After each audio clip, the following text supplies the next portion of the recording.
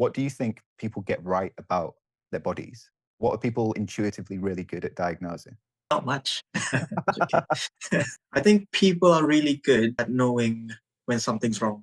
So they generally are pretty good in seeking help when they need to. Because if you think about having a minor muscle strain, people don't generally go for physio for it because they expect it to go away within a week or two. But they would know when something big has happened. And they're generally quite good at seeking help. What's the most common misdiagnosis that you might come across? I'd have to say nervy pain. Mm. So people could have pain that's completely localized. Let's say you have something simple like tennis elbow. And tennis elbow is basically overuse of the extensor muscles in the wrist, fingers as well, like your wrist do this. So let's say someone has that. Let's say that pain happens to go from here all the way down here. Let's say it's a sharp pain and it happens when they try to lift something or they type for a long time. They'll come in and they'll say it feels like nervy pain or they feel like a nerve is trapped and that it's something that needs to be looked into. Whereas for actual nerve pain, generally, we'd expect more symptoms such as numbness, pins and needles, burning sensation, maybe feeling like there's a cold breeze on the affected body part. Mm. We'd expect the distribution of the pain to be in certain nerve pathways. So, for example, three nerves that go down our arm. If radial nerve, for example, you'd feel pain coming from shoulder up to the upper part of your arm to around where your thumb is. Whereas if you have an ulnar nerve issue, so the funny bone, you'd feel it when you hit your elbow on a table. You'd feel it from here to your pinky. So they go in very specific distributions. Of course, I wouldn't expect the average person to understand them, to know it because you shouldn't have to. That's why it comes to us. I feel like people tend to catastrophize nerve pain a lot more than if they were just to think that it was just a normal muscle or tendon issue. Why do you think that is? I think nerve pain just has a ring to it. It sounds a lot more severe and it sounds like it's something that is harder to fix, in my opinion. Can you just look at a person and know what's going on with them, do you think? Oh, with no context whatsoever. Ideally, no context. Let's say someone's just standing and you see their hips slightly hiked up towards one side. So you could be thinking, is it tight on one specific side? Maybe they're trying to compensate for pain. Why do they have that pain? Do they have something in the joint below or above? Or is it actually not an issue if it's not affecting them at all? That's just one thing that they've been born with and they've just been standing that way for their whole life. If there's no issue, then I wouldn't really think too much about it. Although when people walk, I do tend to unconsciously analyze it. If I see someone with a strange walking pattern, let's say they're limping in a certain way, and then I would normally just look at their hip, knee, ankle, see why they're walking a certain way. And if I find certain pattern that I'm looking for, then I can make an educated guess. What's the most interesting diagnosis that you might make in a typical clinic setting? Anything spinal related would be pretty interesting because depending on the level, let's say if you just have an issue, bit of a compression in your neck, base of your neck, you might have symptoms all the way down to your arm, and you might not even have any pain in your neck. But when you do testing at the neck, it aggravates the symptoms. Or it could be as simple as losing feeling in these two fingers just here. And obviously it's here. So you'd think something's going on in my hand, something's going on in my fingers. But then you check the neck and it's actually the neck that's causing it all. So just the fact that something all the way up here can cause issues all the way down the chain here, I find really interesting. Maybe as a progression of this, if somebody tells you that they have pain in a limb that is obviously not there, how would one go about treating this? Yes, it's biopsychosocial. It's more the brain expecting something to be there when it's obviously not there. And I could be mistaken, but it could also be the nerve endings at the area of the amputation. So I would assume it's not firing as it normally would. I would assume it's either overly sensitive or undersensitive. So thing with nerves and sensation is that you can actually desensitize them. You can reacclimatize them to normal sensation. It might not always work, but it's always worth a try. So you can do things like introducing different textures. So if it's really sensitive, introduce very light, soft touch with cotton wool, and over time progress to harder cloths. Maybe afterwards, eventually, maybe some sponge, maybe not sandpaper, but within that sort of progression, if that makes sense. You could also do things with different temperatures, so heat and cold, maybe sharp and blunt as well, just to reintroduce different sensations again. That sometimes helps. How much of the problems that we suffer and perceive are in our head? A huge percentage of it. We see that a lot in patients with chronic lower back pain. We see lots of people with 10, 20, 30 years history of back pain, and we might not be able to find anything structurally wrong with them. So we go through our tests, everything's fine, but they just have back pain still. Mm. Even though we can't find anything in the biological side, it's still valid because they still have pain. And it could be different factors that are giving them this pain. Could their sort of social life, their sort of home life be stressful? Could that be increasing their perception of pain? Did their parents have back pain? And are they very afraid of winding up like their parent who they've seen all their lives struggle with back pain, which would then cause them to catastrophize that pain a lot more, which would then cause it to be more severe, so to speak. So it's all these different factors that make pain, specifically back pain, very complex because it could be anything. You studied to be a physio in the UK. Yeah. You're now in a senior position, working in London. When we're thinking about pain in our heads and this experience of injury and managing it and wanting to talk to somebody else about it, do you find that it's the same in the UK as in Malaysia, where you grew up? So I think people in the UK, they're at least in the hospital that I work in, the surrounding borough at least, I think people are a little bit more clued up about this work that they need to put in to help themselves. So they would come into physio expecting to do work, to do exercises in order to help with their own pain. Whereas back in Malaysia, and I think the culture of physiotherapy in Asia in general, it's a lot more, we'll fix it for you. We'll have different machines. We'll have things like shockwave and ultrasound unit, not the type to check if you're pregnant or not, the type that just produces heat to stimulate healing in joints and muscle. So we do a lot of that in Malaysia. We do a lot of massage releases, and then we give you exercise. And I'm not against it because that generally does help with the buy-in. When people believe in what you're doing, when people believe that what you're doing will help, they're more likely to do the work that will make permanent changes, which are the exercises. It's just a different mindset where over here, people would do things for themselves, whereas in Asia, you're expected to do things for them. Also, bear in mind, this might be a bit different in the public versus private sector here. So I think in the private sector, they might do a bit more for patients. I don't know if you've experienced this or thought this. When people are given a physical diagnosis, have you seen people become that diagnosis? The point that I would base this on, one of my very first clients came to me with MS, diagnosed multiple sclerosis. This is heavy duty. And particularly early on in my coaching, I had to question, am I the right person for this person?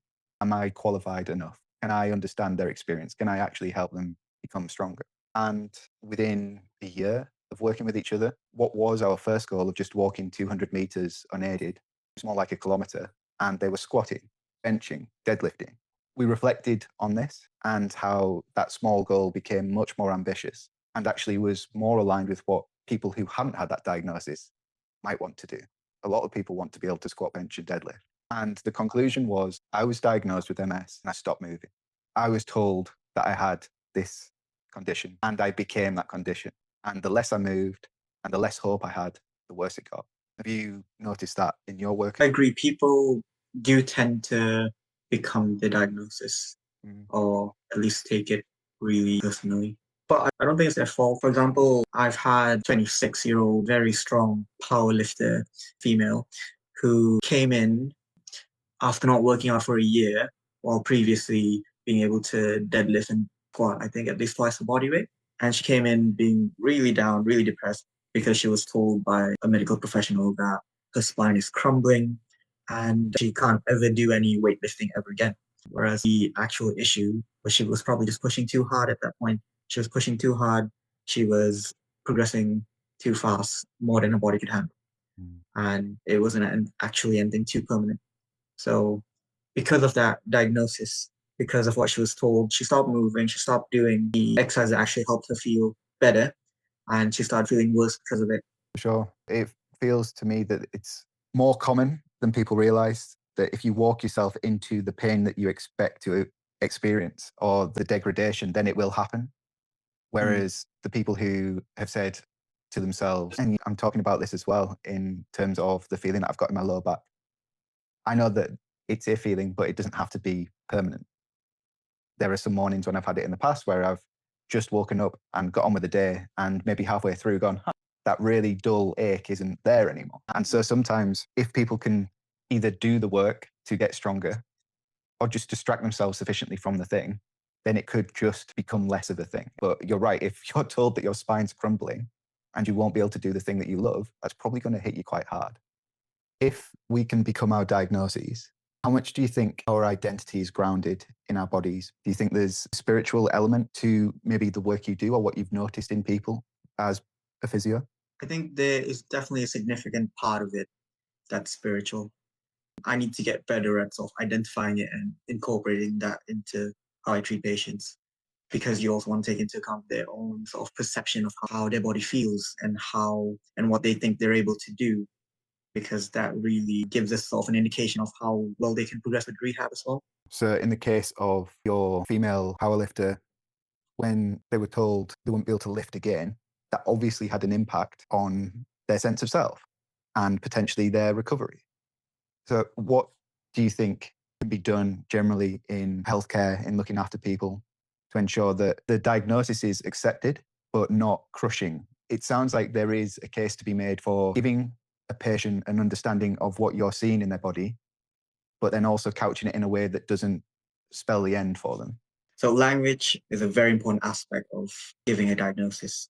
So let's say if I saw this patient early on in her injury and I told her, the MRI found a disc bulge in your spine. If you bend too much, if you ever lift too heavy, your disc will pop right out of its spine. It might paralyze you. So don't ever lift anything heavier than 5 kilos. So if you say that to someone, it's going to go all to the head and they would be so worried about ever lifting or bending again. Whereas if you approach this in a different way, let's say if you said, so the MRI found a disc bulge in your spine, it might explain the symptoms that you have down your legs. If you're feeling any tingliness or pain down your legs, but currently it doesn't seem like it's too serious. You don't have any red flags. And we also see loads and loads of people with similar MRIs and they get back to doing what they love with enough guidance and enough graded building up back to where they were before. So it's not the end of everything. It's just sort of a yellow light telling you to slow down while we build you back up. And this is the point of good coaching as much as good rehabilitation. We are at this point, and with time and practice, we can maybe get to this point. We can get to a better position than we're in now. If we're talking about giving people language that is constructive, therefore they can build on their body and they can get better from here. What could we do better in terms of prehab, in terms of never getting to the point of injury? What are good practices that people could implement into their lives right now? So everyone should do some form of strength training, be it weightlifting, calisthenics, or CrossFit, even anything that keeps you strong. Because if you're strong, your chances of getting injured reduces so much. So first, you need to be strong. Your muscles need to be able to sustain all the activities that you want to put it through. Second, you also need to listen to your body. So for athletes, people who tend to push themselves to get better at the sport, which is most people, I'd hope, we tend to push ourselves a bit too much beyond the point of pain, beyond the point of tiny discomfort to where things actually become full-blown pain. And then they keep training. So when your body tells you something's wrong, maybe you need some more rest, then just rest. I think that's the two main things. So being too weak and overtraining. Makes a lot of sense. And when it comes to your experience of progressing, so we were talking earlier about how calisthenics and physio could actually be a perfect mix of disciplines, that with physio, you're helping people to move better in space and to understand their bodies. With calisthenics, that's exactly what you're looking at, but for your own body. How's your self-talk? Because I wonder if self-talk in calisthenics, just as positive talk in physio, could be on a similar plane. So the difference there is I'm a very harsh critic for myself. So my self-talk is generally not great, which I do need to work on. But I think if I were to incorporate the same lines, the same sort of advice I give to my patients, I would be able to avoid a lot more injuries and be able to progress a lot more consistently. Because so far it seems that I've had an injury every 3 months or so. which very easily avoidable if I actually just listen to myself. Why do you think that is? Why are we much better at giving advice to other people than taking it from ourselves and kind of giving it to ourselves? What do you think that is? Ego. Yeah. It's definitely an ego thing. Ego is what makes you want to do fun things that you're maybe not prepared for. It's what makes you want to keep going and overtrain when you know that you really shouldn't be. And also, ego is what makes you not pace yourself when you see everyone else progressing and you see everyone getting better than you and you just want to catch up, whereas your body just might not be there quite yet. So knowing that and knowing that you could tell other people that, what do you do in those cases of ego? What should we be doing in cases of ego? We should be aware of it because it's so hard to not be aware of it and just focus on the fact that you want to get better, you want to get stronger, you want to keep pushing, even though you're not really prepared for it at that moment in time. You're just going to give yourself injuries. You need to be really mindful of what your body can take and how far you can actually push yourself. And if we think that we receive a crushing diagnosis that impacts our identity, impacts our mood, and then that potentially impacts our physical health as well as our mental health, and that becomes a depressive cycle. A lot of our identity ground up in being told that we can't do something by somebody else. If we become injured, that impacts our identity. It sounds then in the opposite direction that when we notice something that is off, we should also then integrate into our identity that this thing is off, but it's not yet a problem. And if I want to carry on doing what I'm doing, if I want to carry on being this person, it would be good if today I took a rest. So it's that thing of integrating rest into your identity, integrating awareness of your body and accepting that there are limits, but those limits can be overcome with rest and with practice, not just practice. Yeah, I like that. Calisthenics, what is it? How would you describe it to people? Obviously, we've got some handles behind you in the background. I think there's probably a pull-up bar in there. When we talk about it, what is it and why should people get into it? So, to get really technical, in ancient Greek, I think, calisthenics is derived from two words, kalos, thenos, which just means beauty in movement. And essentially what it's any form of body weight exercise. So any movement where you're moving your body in space to do exercise. I would say jumping jack is calisthenics. I would say mountain climbers, that's calisthenics. Knee push-up, that's calisthenics.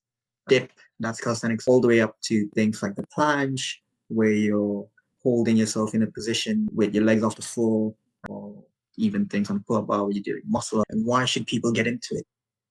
It's just a lot of fun. You get strong, yes. You get to explore what your body can do, which I think is a really liberating feeling. For example, if you see a tree or if you see a fence and you just know for a fact that you can climb it just because you have the strength. It's a very freeing feeling. Also, it just looks very cool. When did you get into it and how would you describe progress? I started in 2013 when I was 14 and now I am 26, so that's been a while. At the start, I was mostly just trying to get stronger, build muscle. So I was doing lots of basic exercises, push-ups, trying to do pull-up, one-arm push-ups, which injured me because I didn't really know how to do them. And in recent years, I say recent, but in the last 7, I've just been working very specifically on planche, which has its ups and downs. It's very easy to get wrong. It's very easy to get injured, especially if you don't know what you're doing. And in terms of progress, in the realm of calisthenics, you get the spectrum. You get people who get a dream skill, full planche for myself, in 2 months. I'm not kidding, 2 months. Whereas you have people on the other end who work towards it for 7 years or even 10 years and still not quite get it. So progress varies.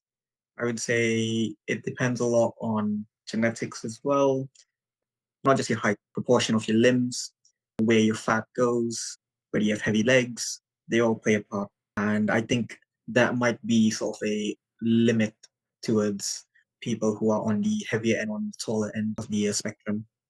But saying that doesn't mean you should try. If you see yourself halfway through the whole sort of calisthenics journey, you'd still come out with some very cool skills, very decent muscle. Give me an idea, Niell, of what the perfect calisthenics body might look like. Obviously, we can't do anything about it, but if you had to describe the body, would that be short legs and arms? Are shorter people generally better at it? How does it work? So 160 centimeters, so 5'3", maybe 58 kilos, and short legs for sure for beaver.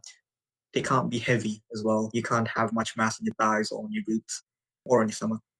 A lot more upper body dominant, so you need to have really strong everything up here essentially. I believe if you have longer arms, the lever for certain skills get a bit easier or get a bit shorter. So it might make the plantar easier. So short, not heavy, ripped, at least in the upper body, and you have your perfect calisthenics athlete. Calisthenics really is inclusive in the sense of a smaller body could be more beneficial in terms of achieving things, but also in terms of its progressions. So, as you say, a kneeling press up could be calisthenics, and a box squat could be the start of your calisthenics journey. I think that's something that I really like about it is that there are stages to it, and everybody will be able to pick a movement and work on it. I've seen incredible wheelchair dips and pull ups, for instance. Or if you're able to squat and then work on things like pistol squats. So you can squat with both legs. Cool. Can you squat with one leg? And I think that's the beauty of it for me is recognizing that it's not just the biggest people, it's people who dare to push their bodies in whatever way is meaningful for them. Very true. Beautifully put. When would you go to see a physio then? This might sound like a really basic question, but say I am experiencing this nervy pain in my back. Should I be going to see you? Should I go and see a chiropractor? Should I see an osteopath? These are the three types of people that I'm aware of. When would I want to see you specifically? So it depends on what you're looking for. So if you're looking for someone to give you a quick relief that you can feel within the next hour or so, osteopaths, chiros, they would be your best bet. Whereas physios, if you want sort of a more long-term fix, if you want exercises, if you want movement analysis on and understanding on why exactly this might be happening, that would be more the physio's domain. That makes sense. What has your job maybe changed your mind on about the human body? So I think the biggest shift in mindset for myself as well as for patients that are coming to see me is that the understanding that not everything needs to be fixed. So people come into the clinic with knee pain or shoulder pain, and they are expecting a quick fix. They're expecting us to do something about things that are torn or sprained. And don't get me wrong, generally we do help and we generally are able to fix it. But not all cases need some fixing. So, for example, I'm sure you've seen a lot about ACL injuries. So, ACL tears in football players, things like that. So, you'd mostly expect them to have surgeries to reattach the broken ligament, the torn ligament. And you'd think that you'd need that to be able to function as well as he did. But there have been studies that show that people who opted to not have a surgery, people who just strengthen the muscles around the ligament so that the muscles actually do what the ligament is supposed to do, they also get back to a really high level of sport. They might not feel as stable as they were before, but they are still quite functional. They are still quite strong in a sense. Amazing. And the muscle will effectively do the job that the ligament's supposed to in terms of stabilizing, as you say. Yes. The funny thing is that these people, when they go back to high level sports, they feel completely fine because they're active. They're constantly sort of thinking about their muscles or maybe unconsciously thinking about them. And they're able to do very high level things without an ACL. But they might feel instances of instability when they're not thinking about it. So, for example, I had a patient who opted to not do a ACL reconstruction. Essentially went back to high level netball. She's doing completely fine. The only thing was sometimes when she just swiveled or turned, pivoted on that one leg, she might just feel a bit of a giving way. She never actually fell, but she did feel a bit of instability.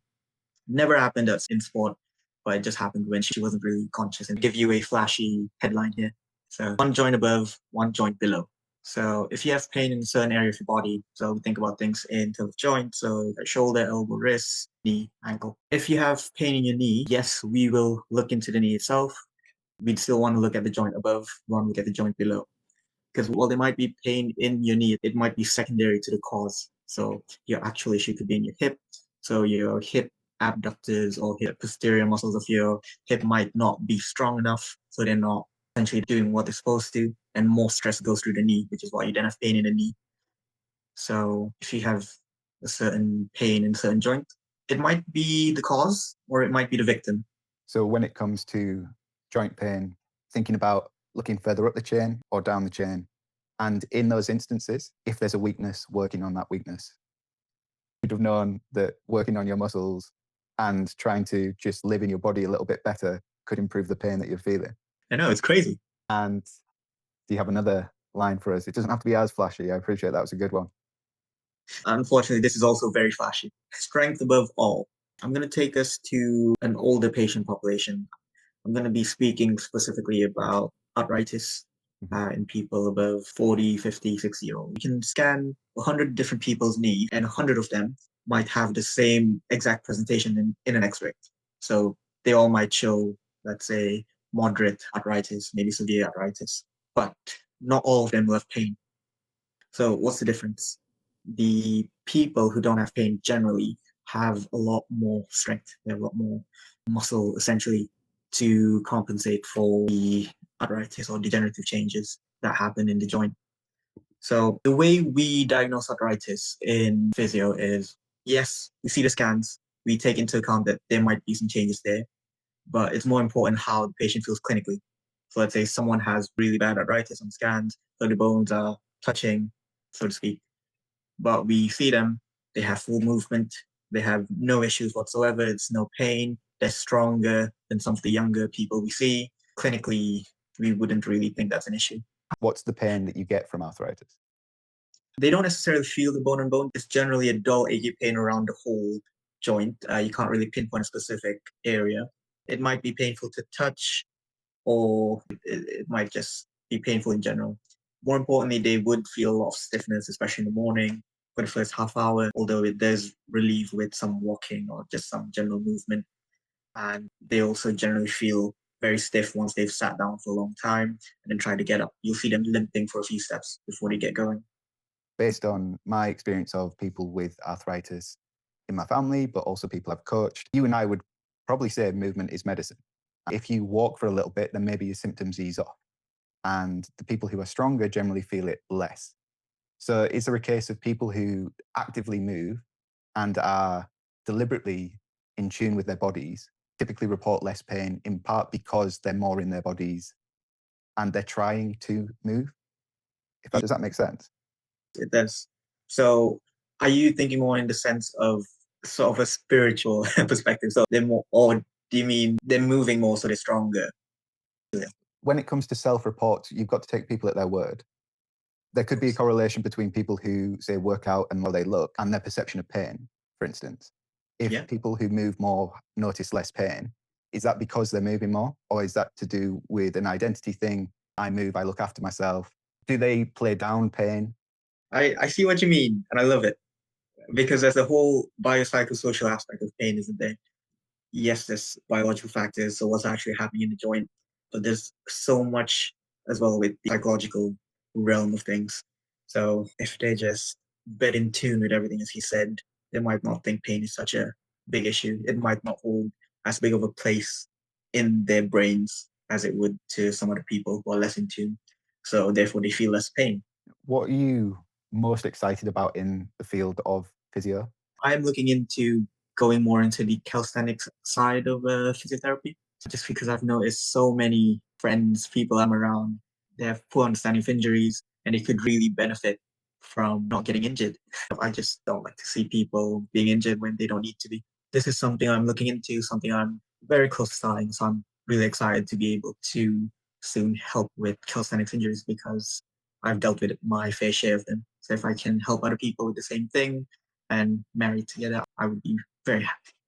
That sounds incredible. Where can people go, Niell, if they want to check out your stuff, maybe stay up to date with this project? I haven't officially launched it yet. You can find me on Instagram, the Cali Physio.Niell. So Niell would be Niell, and it's just the Cali Calisthenics Physio. I'm more active on my normal social media, which is just Niell JJ, Niell JJ. If they want to ask me anything before I officially start, that's very welcome. Perfect. So I'll drop the links in the description, and it's been class to catch up with you, lad. Same to you, Jack. It's, as always, it's a very good, thought-provoking conversation.